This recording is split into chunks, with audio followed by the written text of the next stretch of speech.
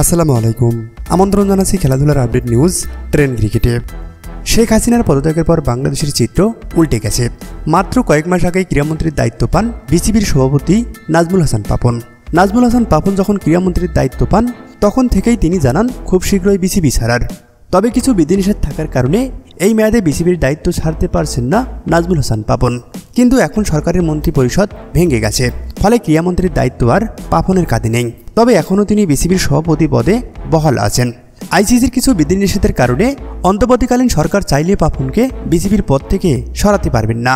তবে পাপন চাইলে ব্যক্তিগত কারণ দেখিয়ে বিসিবির সভাপতির পদ থেকে সরে দাঁড়াতে পারেন।